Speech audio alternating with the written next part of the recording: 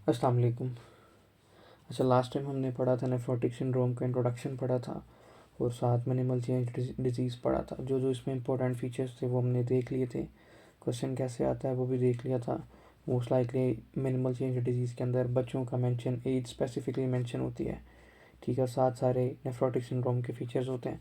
अच्छा, जो हमने इसको एक दफ़ा फर्स्ट एड स्टेप 1 से भी रीड कर लिया था और पैथोमा से भी रीड आउट कर लिया था। आज हम टॉपिक स्टार्ट करेंगे वो है फोकल सेगमेंटल ग्लोमेरुलोसिक्लोरोसिस स्टार्ट करेंगे। अच्छा, सबसे पहले इस टॉपिक में आपको पता होना चाहिए कि नाम से ही पता चल रहा है कि फोकल सेगमेंटल ग्लोमेरुलोसिक्लोरोसिस होता क्या है, कि एक स्पेसिफिक पार्ट की ना, फॉर एग्जांपल एक स्पेसिफिक ग्लोमेरुलाई की ना क्या हो जाना, सिक्लोरोसिस हो जाना, हार्डनिंग हो जाना। फॉर एग्जांपल ये किडनी का ग्लोमेरुलाई था और इसका यहाँ पे एक स्पेसिफिक पोर्शन की क्या होगी, सिक्लोरोसिस होगी। इस पोर्शन की क्या होगी, सिक्लोरोसिस होगी। इसको हम बोलते हैं फोकल सेगमेंटल ग्लोमेरुलोसिक्लोरोसिस। कुछ ग्लोमेरुलाई की उसके भी स्पेसिफिक सेगमेंट की, फॉर एग्जांपल ये देखें, ये दो ग्लोमेरुलाई है और ये इसका सेगमेंट है, इस पार्ट की क्या होगी, यहाँ पे सिक्लोरोसिस होगी। इसको हम क्या बोलते हैं, फोकल सेगमेंटल ग्लोमेरुलोसिक्लोरोसिस। बेसिकली ये भी क्या करवाता है, नेफ्रोटिक सिंड्रोम करवाता है। अब हम देखते हैं कि इसके कॉजेज देखते हैं कि जो ये फोकल सेगमेंटल ग्लोमेरुलोसिक्लोरोसिस है ये होता क्यों है। सबसे पहले हमें इसके पता होना चाहिए कि इसमें सारे आपने ऐड क्या करना है, नेफ्रोटिक सिंड्रोम वाले फीचर ऐड करना है जो हमने प्रीवियस वीडियो में मैंने आपको सारे बताए थे कि प्रोटीन यूरिया होता है इसमें, और इसमें हाइपर कोगुलेबल स्टेट होती है, हाइपरलिपिडीमिया होता है, हाइपर कोलेस्ट्रोलीमिया होता है इसमें, और एडीमा वगैरह होता है। ये सारे पीछे हमने पहली वीडियो में डिस्कस कर लिए नेफ्रोटिक सिंड्रोम की। अब हम मूव करते हैं किसकी तरफ, फोकल सेगमेंटल ग्लोमेरुलोसिक्लोरोसिस की कॉजेज़ की तरफ। इसकी कॉजेज़ क्या क्या हो सकती हैं, ठीक है। मोस्ट लाइकली आपको ये पता होना चाहिए ना, आइडियोपैथिक होता है। इसकी कॉज अननोन होती है, हमें इसकी कॉज का नहीं पता होता। कौन, फोकल सेगमेंटल ग्लोमेरुलोसिक्लोरोसिस आइडियोपैथिक इसकी कॉज हो सकती है। उसके बाद ये किसी ना किसी HIV इन्फेक्शन की वजह से हो सकता है, ठीक है। इन्फेक्शन बॉडी में रन कर रहा है, स्पेसिफिकली किडनी के वेसल्स को उसने क्रॉस किया है, किडनी में जब वो आया है वहाँ पे आगे उसने क्या करवा दी, सिक्लोरोसिस करवा दी, ठीक है। और किसकी वजह से ये मोस्ट लाइकली हो सकता है, हेरोइन एडिक्शन की वजह से ये हो सकता है, ठीक है। ड्रग के साथ ये क्वेश्चन मोस्ट लाइकली भी आ सकता है, ठीक है।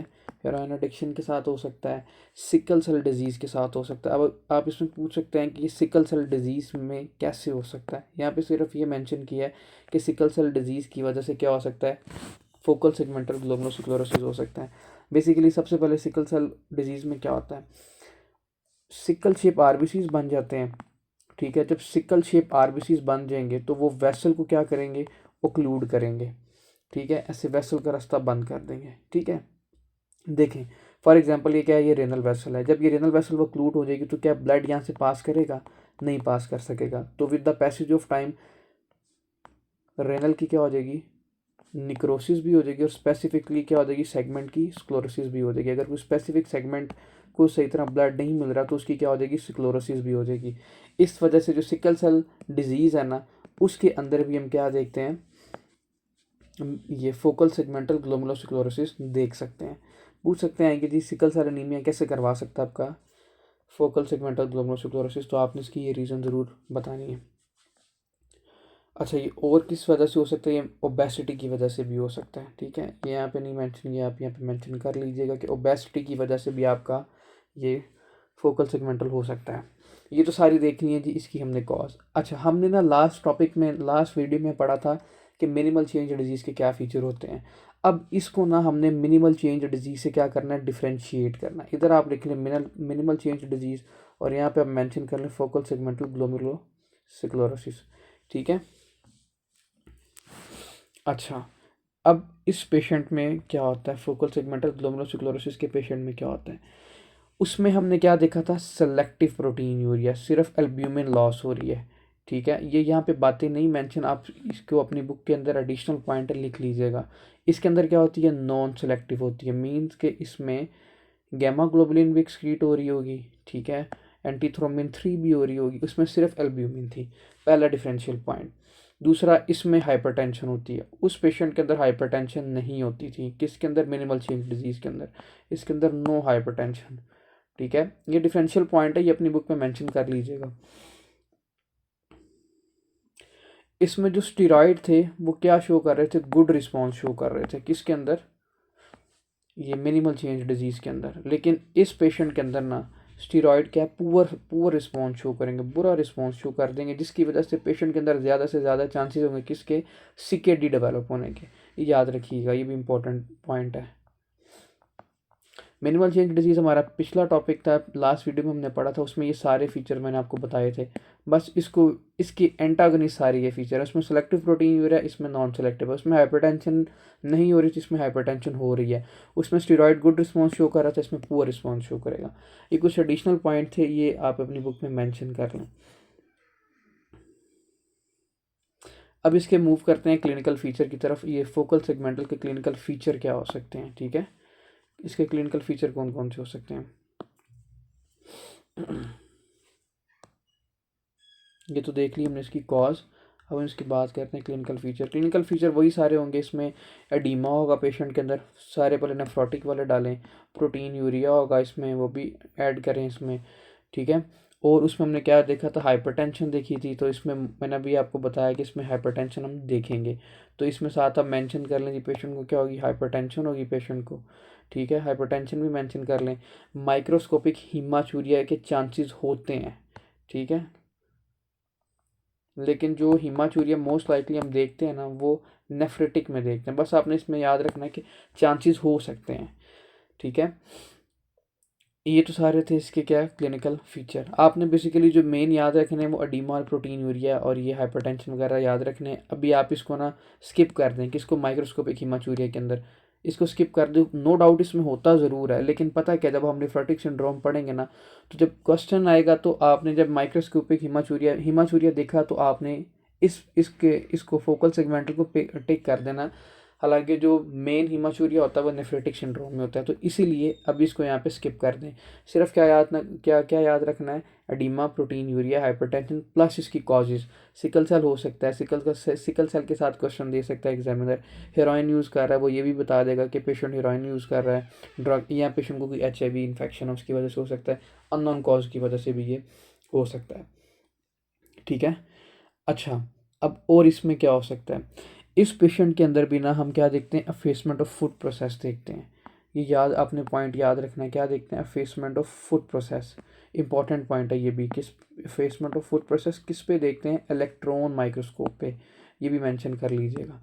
इलेक्ट्रॉन माइक्रोस्कोप पे क्या देखते हैं, एफेसमेंट ऑफ फूड प्रोसेस। इसमें इम्यून कॉम्प्लेक्स की डिपोजिशन नहीं होगी, ठीक है, क्योंकि इसमें हमें कॉज का पता है।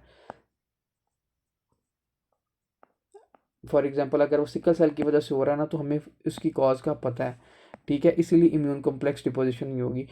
इसमें एक आपको डिफरेंशियल पॉइंट ये बताता हूँ कि याद करने के लिए, जहाँ भी आप मेम्ब्रेनस देखेंगे ना, तो मेम्ब्रेनस जहाँ भी देखेंगे आपने वहाँ पे ज़रूर मेंशन करना है कि वहाँ पे क्या हो रही है, इम्यून कॉम्प्लेक्स डिपोजिशन हो रही है। एक मतलब पॉइंट याद करने का तरीका था, ठीक है। इसमें क्या क्या हो रहा है, फेसमेंट ऑफ फूड प्रोसेस हो रही है, इसमें भी हो रही है, वो मैंने आपको लास्ट वीडियो में फूड प्रोसेस बना के दिखाए थे कि किस तरह हो रही है।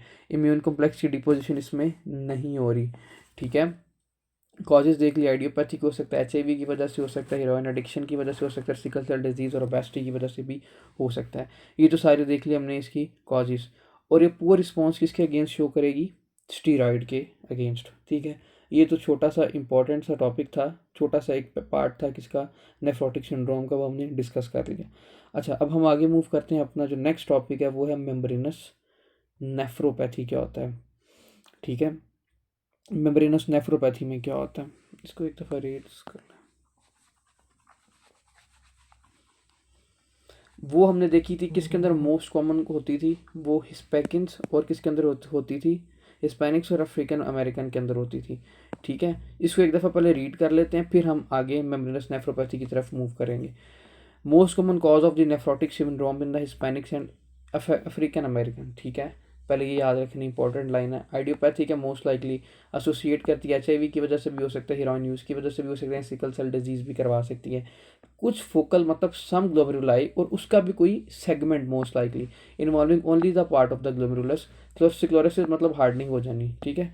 अफेसमेंट ऑफ द फूड प्रोसेस देखते हैं किस पे, इलेक्ट्रॉन माइक्रोस्कोप पे देखते हैं। इसमें इम्यून कॉम्प्लेक्स डिपोजिशन नहीं होती, ये याद रखिएगा, ये MCQs आ जाता है। वो response to steroid progress to the chronic renal failure, ये सारी बातें हमने डिस्कस कर ली। इसको जो हमने डिफ्रेंशिएट किया मिनिमल चेंज डिजीज से, वो बस आपने याद रखने। अब मेम्ब्रेनस नेफ्रोपैथी में क्या होता है? सबसे पहले आपको मेम्ब्रेनस नेफ्रोपैथी में ये पता होना चाहिए कि ये मोस्ट कॉमनली पता है किस में होता है? कोकेजन अडल्ट में होता है, ठीक है। और ये मोस्ट कॉमन कॉज है किसकी? नेफ्रोटिक सिंड्रोम की, कोकेजन अडल्ट में। अब इसकी कॉजेज की तरफ चलते हैं। इसकी कॉजेज क्या क्या हो सकती हैं? ये भी आइडियोपैथिक हो सकता है, पहली बात आप याद रखें। इसमें अननोन कॉज है, इसकी पता नहीं चलेगी, ठीक है। और किसकी वजह से हो सकता है? ये भी किसी न किसी इन्फेक्शन की वजह से, for example hepatitis B and C की वजह से हो सकता है, ठीक है। और किसकी वजह? किसी न किसी ट्यूमर की वजह से हो सकता है, SLE की वजह से हो सकता है। SLE में पता क्या होता है? एंटीजन एंटीबॉडी कॉम्प्लेक्स बनता है। जब एंटीजन एंटीबॉडी कॉम्प्लेक्स बनेगा, ठीक है। अब SLE को हम थोड़ा सा यहाँ डिस्कस कर लेते हैं कि SLE कैसे करेगा। बट SLE डिजीज़ में ना पता क्या होता है? हमारा एंटीजन और एंटीबॉडी कॉम्प्लेक्स बनता है। जब हमारा एंटीजन और एंटीबॉडी कॉम्प्लेक्स बनेगा, ठीक है, ये जब किडनी की वेसल्स से क्रॉस करेगा, किडनी की बेसमेंट मेम्ब्रेन से क्रॉस करेगा, तो वहाँ पे क्या हो जाएगा? डिपॉजिट हो जाएगा, ठीक है। वहाँ पे डिपॉजिट होकर क्या हो जाएगा? एंटीजन एंटीबॉडी कॉम्प्लेक्स डिपॉजिट होकर हमारी अपनी ही उसके उसके ऊपर अटैक कर देगा, ग्लोमेरुलर बेसमेंट मेम्ब्रेन पे अटैक कर देगा, ठीक है। तो इसकी वजह से क्या हो जाएगी? मेम्ब्रेनस नेफ्रोपैथी हो जाएगी, ठीक है। एंटीजन एंटीबॉडी ऑटोम्यून डिजीज है SLE, इसकी वजह से एंटीजन एंटीबॉडी कॉम्प्लेक्स बना, हमारी बॉडी में रन किया, किडनी के ग्लोमेरुलर बेसमेंट मेम्ब्रेन को क्रॉस करने लगा और वहाँ पे डिपोजिशन होगी। उसकी डिपोजिशन की वजह से उसने वहाँ पे क्या करवा दी? नेफ्रोपैथी करवा दी, ठीक है। ये इंपॉर्टेंट है, ये भी याद रखना। SLE वाला पॉइंट क्लियर हो गया। अब आगे कुछ ड्रग्स करवा सकती हैं, ये भी पूछ लेते हैं। Most likely non steroidal anti inflammatory drug, ठीक है। वही इसमें एस्पिरिन आ सकती है, आइबुप्रोफेन आ सकती है, एक उसके हैं एनसेड है। अब क्वेश्चन आ सकता है कि जी हमारे जो एनसेड है ये किस तरह करवाते हैं मेम्ब्रेनस नेफ्रोपैथी? देखिए, एनसेड का जो normal function, normal mechanism of action है वो क्या होता है? इसने किसको ब्लॉक करना होता है? प्रोस्टाग्लैंडिन को ब्लॉक करना होता है इसने, ठीक है। यही काम करते हैं एनसेड। अब देखें, जब रेनल वेसल के अंदर इसने क्या कर दिया? प्रोस्टाग्लैंडिन को ऐसे ब्लॉक कर दिया, तो जो नॉर्मल वेजोडाइलेशन हो रही थी वो नहीं होगी, जिसकी वजह से क्या हो जाएगी? वेजो कंस्ट्रिक्शन हो जाएगी, ठीक है। जब वेजो कंस्ट्रिक्शन हो जाएगी तो इसकी वजह से क्या होगा? GFR डिक्रीज कर देगा। जब GFR डिक्रीज कर देगा तो क्या होगा? रेनल प्लाज्मा फ्लो डिक्रीज कर देगा, ब्लड जो किडनी की तरफ है वो कम हो जाएगा। जब रेनल प्लाज्मा फ्लो कम हो जाएगा तो इसकी वजह से क्या होगी? नेफ्रोपैथी हो जाएगी, किडनी अपना प्रॉपर फंक्शन ऑपरेट नहीं कर सकेगी। ये इंपॉर्टेंट मैकेनिज्म है, ये भी याद रखिएगा यहाँ पे, ठीक है। क्या क्या देख लिए इसमें? पेनिसिलामाइन भी ड्रग है, वो भी कर सकती है, जो non steroidal anti inflammatory drug है। इसका मैकेनिज्म ऑफ एक्शन याद रखना है कि ये किस तरह करवा सकती है। अच्छा, इसमें ना अब हमारा जब इम्यून कॉम्प्लेक्स जो डिपॉजिट होता है ना, तो इसकी वजह से ना हमारी थिक हो जाती है, क्या? ग्लोमेरुलर बेसमेंट मेम्ब्रेन क्या हो जाती है? थिक हो जाती है इसके अंदर। ये भी इंपॉर्टेंट पॉइंट है, ये भी याद रखना। इसमें इम्यून कॉम्प्लेक्स मैंने आपको पहले बताया था कि हमारा जहाँ भी मेम्ब्रेनस आता है वहाँ पे क्या होगी? इम्यून कॉम्प्लेक्स डिपोजिशन होगी। तो यहाँ पे इम्यून कॉम्प्लेक्स डिपोजिशन होगी ना, फॉर एग्जांपल SLE कॉज ले लें, एंटीजन एंटीबॉडी कॉम्प्लेक्स बना, वो आके डिपॉजिट हो गया कहाँ पे? ग्लोमेरुलर बेसमेंट मेम्ब्रेन में डिपॉजिट हो गया, और वहाँ पे उसने क्या करवा दी?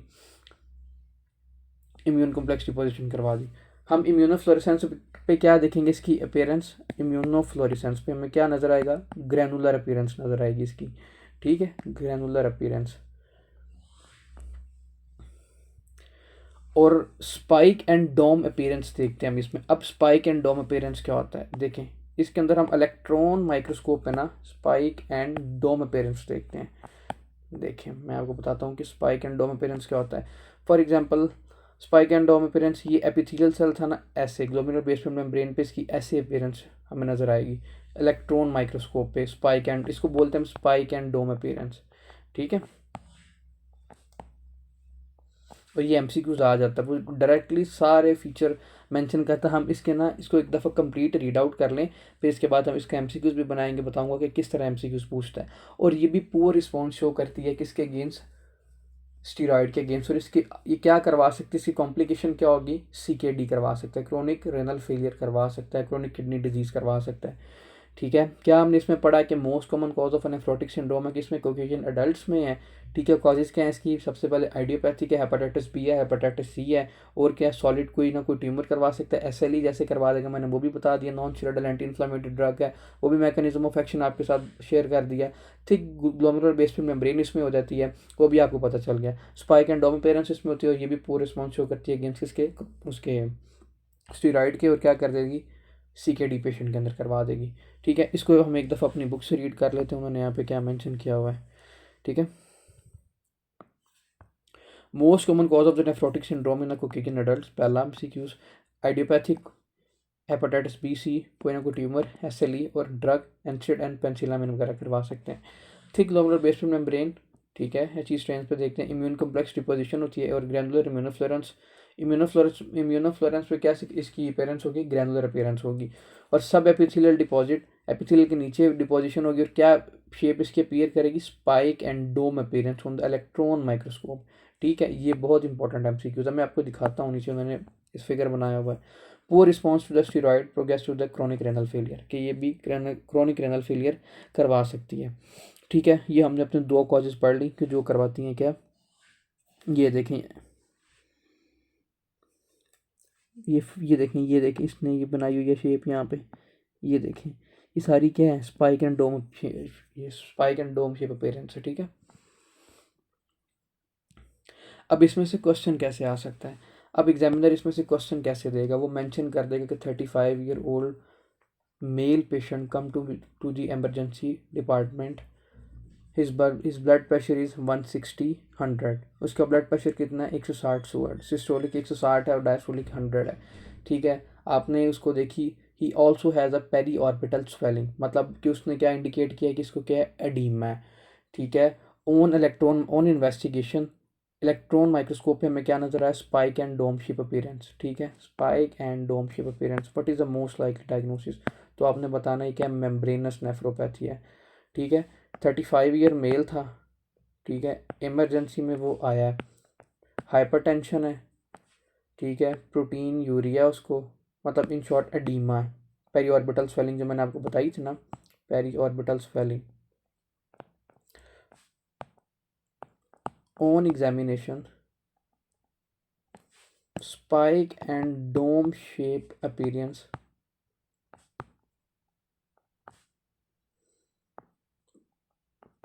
seen on electron microscope, diagnosis तो membranous nephropathy, ये याद रखना आपने।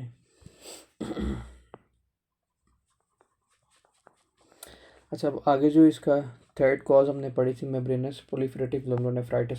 अब जो हमारा मेम्ब्रेनस प्रोलिफरेटिव ग्लोमेरुलोनेफ्राइटिस है, ये कैसे हमारा नेफ्रोटिक सिंड्रोम करवा सकता है।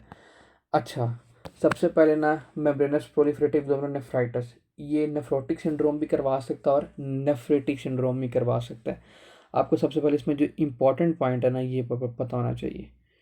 ठीक है, इसकी ना दो टाइप्स होती हैं, एक होती है टाइप 1 मेम्ब्रेनस प्रोलिफरेटिव ग्लोमेरुलोनेफ्राइटिस, एक होती है टाइप 2 मेम्ब्रेनस प्रोलिफरेटिव ग्लोमेरुलोनेफ्राइटिस। ठीक है, जो हमारी टाइप 1 होती है ना, टाइप 1 हमारी किसी ना किसी इन्फेक्शन की वजह से होती है। ठीक है, इसकी कॉजेज़ की तरफ बात करें तो क्या करवा देंगे, जिसकी दो टाइप्स होती हैं इसकी। टाइप 1 की बात करें, टाइप 1 क्या करवाएगी, हमारी किसी ना किसी इन्फेक्शन के साथ एसोसिएट करेगी, फॉर एग्जांपल हेपेटाइटिस बी और हेपेटाइटिस सी के साथ एसोसिएट करेगी।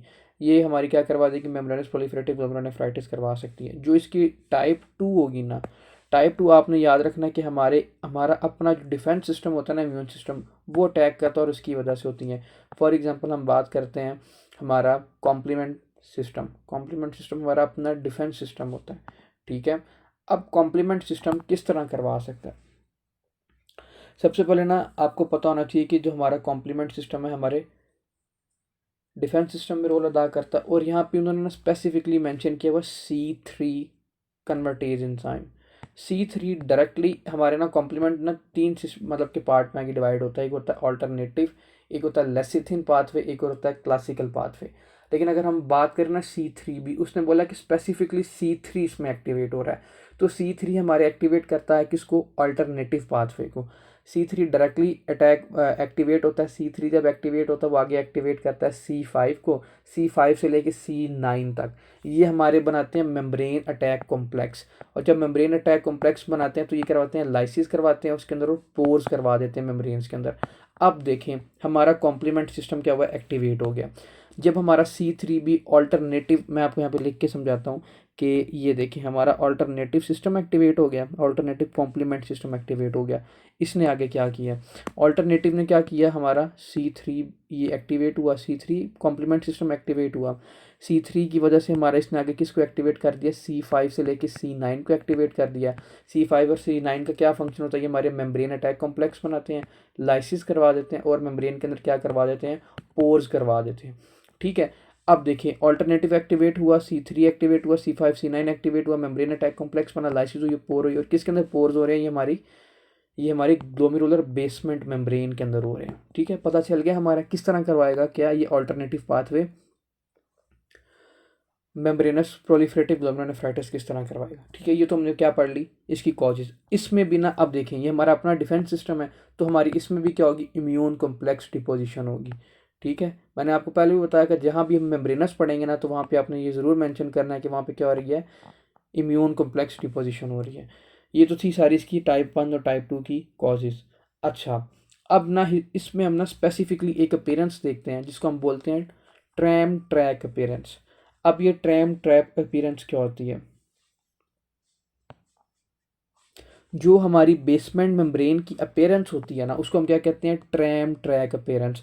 और ये हम किस पे देखते हैं, ये एमसीक्यूज आ जाता है, हम इसको लाइट माइक्रोस्कोप पे देखते हैं। लाइट माइक्रोस्कोप पे हम कौन सी इसकी अपीयरेंस देखेंगे, ट्रैम ट्रैक अपीयरेंस। वो सारे वही फीचर मेंशन करेगा। A 33-year-old male present to the emergency department with the hypertension. His blood pressure is 160/90. उसका ब्लड प्रेशर कितना, 160/90। He also has a periorbital swelling, also has lower limb swelling, मतलब कि उसको क्या है, edema है। On examination, on urine analysis, protein urea greater than 3.5 gram per deciliter is seen, and on light microscope tram track appearance will be the seen. What is the most likely diagnosis? तो आपने यहाँ पे क्या लिखना है, क्या इसका answer होगा, मेम्ब्रेनस प्रोलिफरेटिव ग्लोमेरुलोनेफ्राइटिस। मैं यहाँ पे क्वेश्चन मेंशन कर देता हूँ, 33-year-old male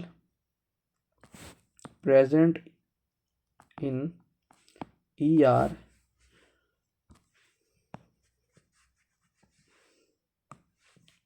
with history of hypertension, मतलब उसको क्या है, hypertension. His blood pressure is 160/90. On urine analysis,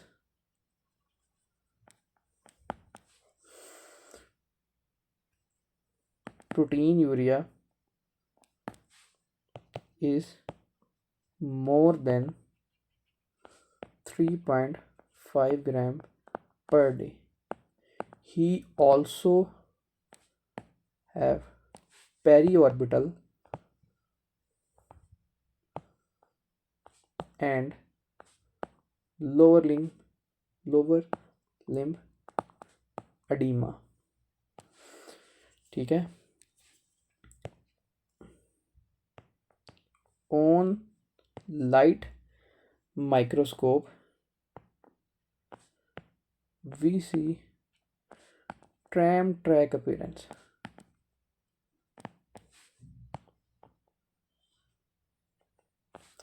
What is the most likely diagnosis? तो इसका आंसर क्या होगा, मेम्ब्रेनस प्रोलिफरेटिव ग्लोमेरुलोनेफ्राइटिस। क्यों, सारे फीचर उसने किसके दे दिए हमें, सारे फीचर उसने मेंशन कर दिए नेफ्रोटिक सिंड्रोम के, प्लस उसने मेंशन कर दिया ट्रैम ट्रैक अपीयरेंस। तो इसका आंसर क्या होगा, मेम्ब्रेनस प्रोलिफरेटिव ग्लोमेरुलोनेफ्राइटिस। ठीक है, याद रखना इंपॉर्टेंट, एमसीक्यूज ऐसे आ सकता है। अगर वो सारे यही फीचर मेंशन करके ये बात लिख दे कि हम इसमें spike and dome shape appearance देखते हैं, तो फिर हमारा इसका आंसर क्या होगा, मेम्ब्रेनस नेफ्रोपैथी। ठीक है, ये तो थी हमने किस पे देख ली, लाइट माइक्रोस्कोप पे इसकी अपीयरेंस देख रही। ठीक है, बेसमेंट मेम्ब्रेन पे हम ट्रैम ट्रैक अपीयरेंस देखते हैं। उसके बाद इलेक्ट्रॉन माइक्रोस्कोप पे हम क्या देखेंगे, अगर हम बात करें ना किसकी, टाइप 1 की, ठीक है, टाइप 1 की इलेक्ट्रॉन माइक्रोस्कोप पे हम क्या देखेंगे, टाइप 1 की, उसमें हम देखेंगे सब एंडोथीलियल डिपोजिशन देखेंगे, ठीक है। और टाइप 2 की बात करेंगे उसमें इंट्रा मेम्ब्रेनस डिपोजिशन देखेंगे, ठीक है। ये एमसीक्यू आता नहीं है लेकिन ये आपको पता होना चाहिए, ये यहाँ पे नहीं मेंशन चीज़ें, ठीक है, ये आप लिख लीजिएगा। इसको भी एक दफ़ा बुक से रीड कर लें। ये हम किस पे सारे देखते हैं, रेनल बायोप्सी कर रहे हैं तो हमें ये सारी चीज़ें पता चल रही। हमने बायोप्सी ली है, फिर उसको हमने लाइट माइक्रोस्कोप के नीचे रखा है, फिर हमने क्या उसको किसके नीचे रखा है, इलेक्ट्रॉन माइक्रोस्कोप के नीचे। और अगर पूछा जाए इन्वेस्टिगेशन ऑफ चॉइस क्या है तो वो आपकी रेनल बायोप्सी ही होगी, ठीक है। इसको एक दफ़ा बुक से रीड कर लें, उन्होंने यहाँ पे क्या रॉकेट साइंस मैंशन किया है।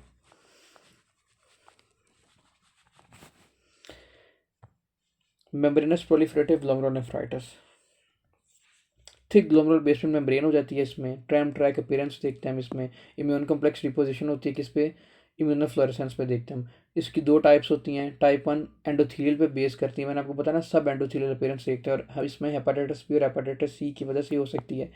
और जो टाइप 2 होती है वो डेंस डिपॉजिट डिजीज भी हम इसको बोलते हैं, intramembranous associated with the C3 nephritic factor autoantibody that stabilises 3,3 convertase leading to the over activation of the complement system, inflammation and low level of the circulating C3। अच्छा, उसने यहाँ पे ये बोला है कि यही हमारा कॉम्प्लीमेंट सिस्टम एक्टिवेट होगा, एट द एंड वो क्या करेगा, हमारे C5 और C9 को एक्टिवेट कर देगा, मेम्ब्रेन अटैक कॉम्प्लेक्स बन जाएगा, पोर करवा देगा और उसकी लाइसिस करवा देगा, ठीक है। और इसकी वजह से हमें इन्फ्लामेशन भी हो सकती है और हमारा जो C3 का कॉम्प्लीमेंट का लेवल है वो क्या हो जाएगा, डिक्रीज देखेंगे हम इसमें। Poor response to the steroid, progress to the CKD, मतलब कि ये भी स्टीरॉयड पे पुअर रिस्पॉन्स शो करेगी और क्या हो जाएगी, क्रोनिक रेनल फेलियर पेशेंट के अंदर होने के चांसेस हैं। अच्छा, अब हम बात करते हैं जी डायबिटीज़ मेलाइटस। डायबिटीज़ मेलाइटस क्या किस तरह करवा सकती है, ये हमारी क्या secondary cause of nephrotic syndrome, कौन, डायबिटीज़ मेलाइटस और अमाइलोइडोसिस। हमने जब इंट्रोडक्शन पढ़ा था सबसे पहली वीडियोस में, उसमें मैंने बताया था कि प्राइमरी कॉजेज़ कौन सी है और सेकेंडरी कॉजेज़ कौन सी। जो हमने अभी पहले 3-4 पढ़ी हैं वो सारी क्या हैं, प्राइमरी कॉजेज़। अब जो हम पढ़ने लगे ये सारी क्या हैं, सेकेंडरी कॉजेज़। डायबिटीज़ मेलाइटस किस तरह करवा सकते हैं।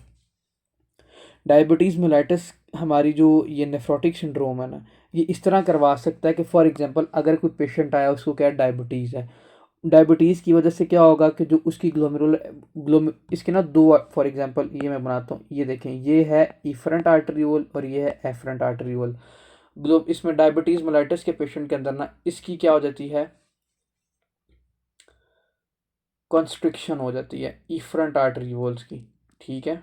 जब कॉन्स्ट्रिक्शन हो जाएगी, ये देखें, इसकी क्या हो जाएगी, वेजो डायलेशन हो जाएगी, ठीक है। वेजो डायलेशन की वजह से क्या होगा, GFR ज़्यादा से ज़्यादा आएगा, रेनल प्लाज्मा फ्लो ज़्यादा से ज़्यादा फिल्ट्रेशन होगी, ज़्यादा से ज़्यादा फिल्ट्रेशन होगी तो प्रोटीन भी ज़्यादा से ज़्यादा फिल्टर होगी, क्योंकि डायबिटीज़ की वजह से हमारी क्या होगी है, बेसमेंट मेम्ब्रेन क्या होगी, डैमेज हो गई है, सिर्फ हार्डनिंग हो गई है बेसमेंट मेम्ब्रेन की, तो ज़्यादा से ज़्यादा प्रोटीन भी यहाँ से जाएगी यूरिन में। तो इसीलिए हम इसमें क्या देखते हैं, माइक्रोस्कोपिक प्रोटीन यूरिया। और ये बहुत बहुत इंपॉर्टेंट MCQs है कि माइक्रोस्कोपिक प्रोटीन यूरिया हम किस में देखते हैं, ये आपने याद रखना है। दूसरा, इसमें हम नोड्यूल्स देखते हैं जिसको बोलते हैं हम काइमल स्टील विल्सन नोड्यूल्स, ठीक है। ये भी हमारा MCQs है, रिपीटेडली पूछा गया है। क्या करती है डायबिटीज़ मेलाइटस, डायबिटीज़ मेलाइटस ये करती है कि हमारी किसकी वो करवा देती है, कॉन्स्ट्रिक्शन करवा देती है, इफरेंट आर्टरियोल्स की करवा देती है। ये देखिए, ये एफरेंट थी, मैं यहाँ पे मेंशन कर देता हूँ, ये हमारी एफरेंट थी और ये हमारी क्या थी, इफरेंट थी। दोबारा बता देता हूँ कि फॉर एग्जांपल ये देखें,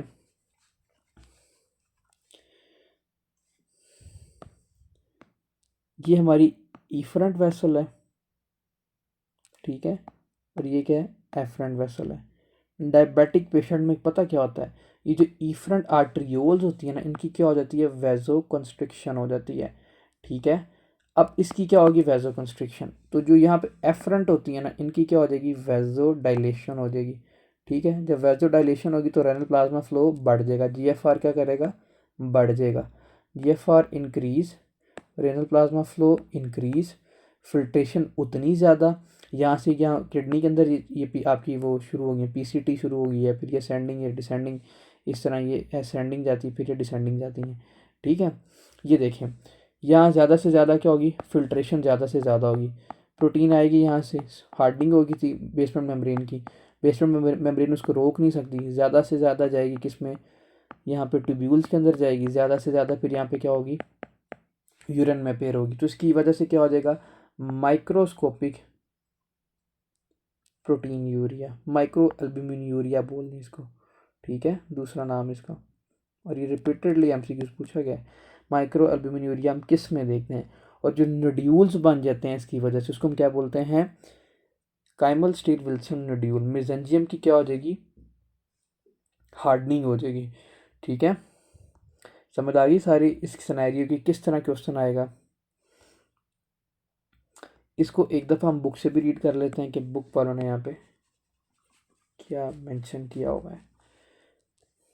diabetes mellitus, non enzymatic glycosylation होगी, इसमें वेस्कुलर बेसमेंट मेम्ब्रेन की क्या होगी, हाइलाइन आर्टेरियोस्क्लेरोसिस होगी, हार्डनिंग होगी हमारी कौन सी, ग्लोमेरुलर बेसमेंट मेम्ब्रेन, ठीक है। और इसकी वजह से क्या होगा, ये देखें इसने यहाँ पे मेंशन किया हुआ कि glomerular efferent arteriole is more affected than the afferent arterioles, जिसकी वजह से क्या होगा, हमारा जीएफआर बढ़ जाएगा, रेनल प्लाज्मा फ्लो बढ़ जाएगा, हाइपर फिल्ट्रेशन होगी, माइक्रोअल्ब्यूमिन होगा, उसकी वजह से क्या करवा देगी, eventually progress to the nephrotic syndrome करवा देगी। क्यों, क्योंकि हमारी एल्ब्यूमिन लॉस होने लग गई है। Characterized by the sclerosis of the mesangium, जो हमारी मेसेंजियम होती है उसकी क्या करवा देगी, हार्डनिंग करवा देगी, और कौन से नोड्यूल बनाएगी, कैमल स्टील विल्सन नोड्यूल। मैं बार बार आपको बता रहा हूँ ये एमसीक्यूज है। AC inhibitor slow progression of the hyper filtration and induce the damage.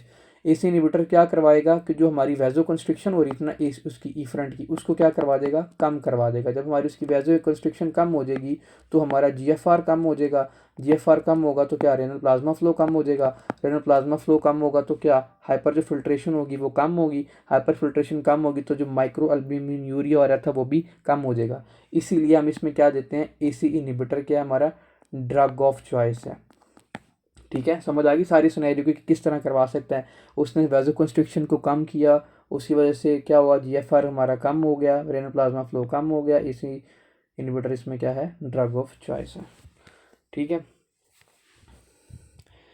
इसको हमने बुक से भी एक दफ़ा रीड आउट कर लिया है, उन्होंने सारी वही चीज़ें मेंशन की हुई हैं, बस इसमें इस इनहिबिटर्स का मैकेनिज्म ऑफ एक्शन आप देख लीजिएगा। अच्छा, इसमें एक सेकेंडरी कॉज है, नॉट सो मच इम्पॉर्टेंट, इसमें सिर्फ एक ही फीचर आप याद रखें तो आपका एमसीक्यूज पिक हो जाएगा, ठीक है।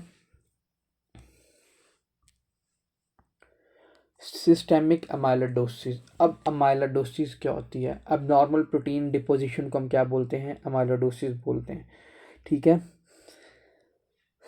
इसमें जो पेशेंट के जो फीचर होते हैं ना वो सारे कौन से होते हैं, नेफ्रोटिक सिंड्रोम वाले इसके अंदर भी। लेकिन इसमें क्या होगी, हमारी जो एबनॉर्मल प्रोटीन है ना उसकी डिपोजिशन हो जाएगी किधर, किडनी के अंदर। मोस्टली अब हमारी जो नॉर्मल प्रोटीन होती है ना उनकी जो डिपोजिशन होती है वो होती ही किडनी पे है। ये हमारा अमाइलोडोसिस का चैप्टर है, इसकी आगे से भी टाइप्स होती हैं, ये हम पहले चैप्टर के अंदर पढ़ेंगे पैथोमा में। और उसके अंदर ये चीज़ उन्होंने मेंशन की है कि kidney is the most common site where amyloidosis will be the occur, abnormal protein deposition हो जाती है इसमें, ठीक है। कहाँ पे होती है, मिजेंजियम, किडनी के मिजेंजियम पार्ट के अंदर होती है। जब हम स्टेनिंग करते हैं ना इसकी, किसकी, अंडर पोलराइज लाइट की, तो हमें क्या नज़र आता है, कोंगो रेड स्टेन नज़र आते हैं इसमें। बस इसमें एक यही बात है जो पूछते हैं कि कोंगो रेड स्टेन देखा है हमने किसके, बायफरेंजिस अंडर पोलराइज लाइट के, apple green birefringence under polarize light पे हमें क्या नज़र आया, कोंगो रेड स्टेन आया। बताएं क्या है, ये हमारा अमाइलोडोसिस है। और वो पूछ सकता है कौन सा ऑर्गन मोस्ट लाइकली इसमें इन्वॉल्व हो सकता है, तो आपने बताना किडनी। अगर वो सारे फीचर मतलब मेंशन कर दें कि एक पेशेंट है उसको एडीमा है, प्रोटीन यूरिया है, फैटी कास देख रहे हैं हम उसके यूरिन में, ठीक है, और under polarize apple green birefringence under polarize light नज़र आई उसके नीचे हमें क्या नज़र आया, कोंगो रेड स्टेन नज़र आया। बताएं क्या है इसका डायग्नोसिस है, तो आपने इसका क्या आंसर लगाना है, रेनल अमाइलोडोसिस आंसर लगाना है इसका, ठीक है। और इसमें क्या करेंगे, अंडरलाइन कॉज को ट्रीट करेंगे, और इसमें यही करेंगे कि प्रेडनिसोलोन वगैरह इसमें पेशेंट को देंगे रेनल, इसमें सिस्टेमिक अमाइलोडोसिस वाले पेशेंट के अंदर। Kidney is the most common involve organ in the systemic amyloidosis deposited in the mesangium के अंदर, जिसकी वजह से नेफ्रोटिक सिंड्रोम हो सकता है। Characterized by the apple green birefringence under the polarized light after staining with the Congo red. Congo red staining के बाद हमें क्या नजर आएगा, एप्पल ग्रीन बायफ्रिंजेस नज़र आएंगे किसके नीचे, पोलराइज लाइट के नीचे। बस इसको आप रट्टा लगा लें, इस पॉइंट को, ये इंपॉर्टेंट है।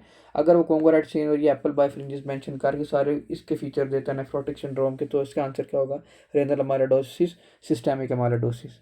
ठीक है, इसको एक दफ़ा हम अपनी बुक फर्स्ट एड से भी रीड आउट कर लेते हैं, उन्होंने क्या मेंशन किया हुआ है। स्टेप 1,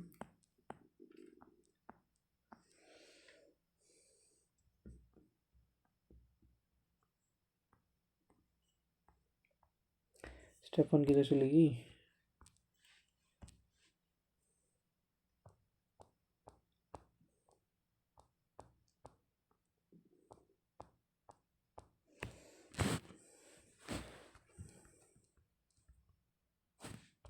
ये देखें। मिनिमल चेंज डिजीज हमने कर लिया था। आज हमने जो टॉपिक स्टार्ट किया था वो था फोकल सेगमेंटल ग्लोमेरुलोसिस स्टार्ट किया था ना, यहाँ से हमने स्टार्ट किया था। इस आइडियोपैथिक भी हो सकती है, किसी न किसी HIV इन्फेक्शन, सिकल सेल की डिजीज़ की, हेरोइन यूज़ की, ओबेसिटी की वजह से हो सकती है, कंजेनिटल मॉलफॉर्मेशन, CKD करवा सकता है और ब्लैक पीपल्स में कॉमन होती है। अच्छा, लाइट माइक्रोस्कोप पे क्या देखते हैं हम, सेगमेंटल स्क्लेरोसिस देखते हैं। इसमें इम्यूनोफ्लोरेसेंस इसका नेगेटिव होता है मेनली, क्योंकि इसमें इम्यून कॉम्प्लेक्स डिपोजिशन नहीं हो रहा होता। ठीक है, positive for the non specific focal IgM C3 C1 अगर है तो उसके लिए, उसके अगर फॉर एग्जांपल हमारी ऑटो एंटीबॉडीज़ की वजह से हो रहा है, कॉम्प्लीमेंट सिस्टम की वजह से हो रहा है, तो उसके अंदर हमारा जो इम्यूनोफ्लोरेसेंस होगा वो पॉजिटिव होगा अगेंस्ट किसके, IgM और C3 C1 के। इसमें भी हम क्या देखते हैं, एफेसमेंट ऑफ फूड प्रोसेस देखते हैं, मेम्ब्रेनस नेफ्रोपैथी। अच्छा, इसने यहाँ पर एक कंबाइन लेके दिया मेम्ब्रेनस नेफ्रोपैथी और इसको मेम्ब्रेनस ग्लोमेरुलोप्रोलिफरेटिव ग्लोमेरुलोनेफ्राइटिस को। ठीक है, also called the membranes glomerulonephritis, can be the primary क्या होगा, एंटीबॉडीज़ की वजह से होगा। क्यों होगा, फोस्फोलाइपेज A2 रिसेप्टर के अगेंस्ट होगा। सेकेंडरी क्यों होगा, किसी ना किसी ड्रग की वजह से होगा। गोल्ड की वजह से हो सकता है, इन्फेक्शन की वजह से हो सकता है, हेपेटाइटिस B, C और सिफिलिस किसी ना किसी इन्फेक्शन के साथ एसोसिएट कर रहा है। SLE, solid tumour, risk of thrombo embolism will be the increase in that, renal venous thrombosis. इसमें क्यों बनेंगे थ्रोम्बोस क्यों बनेंगे, हमने पढ़ा था ना कि इसमें हाइपर कोआगुलेबल स्टेट होती है, तो इसी वजह से इसके अंदर क्या होंगे, थ्रोम्बस बनने के ज़्यादा से ज़्यादा चांसेस होंगे। लाइट माइक्रोस्कोप पे क्या देखेंगे, diffuse capillary and the glomerular basement membrane thickening देखेंगे इसमें। ठीक है, इसमें जो इंपॉर्टेंट बात है वो ये spike and dome shape appearance. ठीक है, सब appearance of the subepithelial deposit. Amyloidosis क्या होता है, kidney most commonly involve organ associated with the chronic condition that predispose to the amyloid deposit. ठीक है, इसकी टाइप्स लिखिए, AL और AA एमाइलॉइड होती है। ठीक है, प्रोलॉन्ग, अगर ये ज़्यादा देर तक रहेगी तो हमें डायलिसिस करवानी पड़ेगी। Congo red stain show the apple green birefringes under the polarized light due to the amyloid deposition in the mesenchyme, वही बात। ठीक है, पॉजिटिव होगी कि लेमडा और कापा लाइट्स, ये सारा हमारा एमाइलोइडोसिस का चैप्टर है। ठीक है, mesangial expansion by the amyloid fibrils. Diabetic glomerulopathy क्या होता है, नेफ्रोपैथी क्या होता है, most common cause of the end stage renal disease. पूछ सकता है कि CKD के अंदर कौन सी मोस्ट कॉमन कॉज होती है, तो हमारी वो डायबिटीज मेलाइटिस होती है। हाइपरग्लाइसीमिया, नॉन एंजाइमेटिक ग्लाइकेशन होगी किसकी, टिश्यू की, उसकी वजह से क्या होगी, मेसेंजियल एक्सपेंशन हो जाएगी, थिकनिंग हो जाएगी, परमेबिलिटी बढ़ जाएगी, हाइपर फिल्ट्रेशन, GFR बढ़ गया, रेनल प्लाज्मा फ्लो बढ़ गया, हाइपरट्रॉफी होगी। फिर अगर प्रोटीन भी उसके अंदर यूरिन के अंदर जाएगी, माइक्रो एल्बुमिन यूरिया देखेंगे इसके अंदर। ठीक है, वही वाली बात। इसकी क्रिएटिनिन रेशियो अब नॉर्मल होगी, albumin to creatinine ratio. AC inhibitors और आर्ब्स देंगे इसमें, रिसेप्टर ब्लॉक कर देंगे। Mesangial expansion glomerular basement membrane पे देखेंगे, थिकनिंग देखेंगे, इजिनोफिलिक नोड्यूलर, वही आपको जो मैंने क्या बताए थे, काइमल स्टील विल्सन नोड्यूल्स, ये वही बात उन्होंने यहाँ पे मेंशन की हुई है। Non specific staining usually negative, prominent thickening of the glomerular basement membrane with the expanded mesenchym's predominantly to increase the mesenteric matrix, segmental podocyte effacement। इसमें भी हम क्या देखते हैं, अफेसमेंट देखते हैं किसकी, पोडोसाइट्स की देखते हैं। दूसरी बात उसने यहाँ पे जो एक्स्ट्रा पॉइंट मतलब मेंशन किया हुआ वो यही कि इसने वही मेसेंजियल पे हमारी मोस्ट लाइकली डिपोजिशन होती है, कुछ भी इसमें नया नहीं था। अगर इसमें कोई चीज़ नहीं उसने बताई है तो वो सिर्फ आब्स का जिक्र किया हुआ है। एंजियोटेंसिन रिसेप्टर ब्लॉकर, वो भी क्या है कि अगर फॉर एग्जांपल इसी इनहिबिटर्स लेने की वजह से किसी को कफ आ रही है ना, कफ क्यों, क्योंकि ऐसे इनहिबिटर्स किसका लेवल इंक्रीज करते हैं, ब्रेडिकानिन, और ब्रेडिकानिन क्या करता है, कफ करती है। ठीक है, तो उस पेशेंट के अंदर हम क्या देंगे, एंजियोटेंसिन रिसेप्टर ब्लॉक कर देंगे। ठीक है, ये था आज का हमारा टॉपिक। अगर किसी का कोई क्वेश्चन हुआ तो पूछ सकता है कमेंट सेक्शन के अंदर। और जो ये हमारा अमाइलोइडोसिस है, इसकी जो बाकी डिटेल है वो हम पहले चैप्टर पे थोमा में पढ़ेंगे।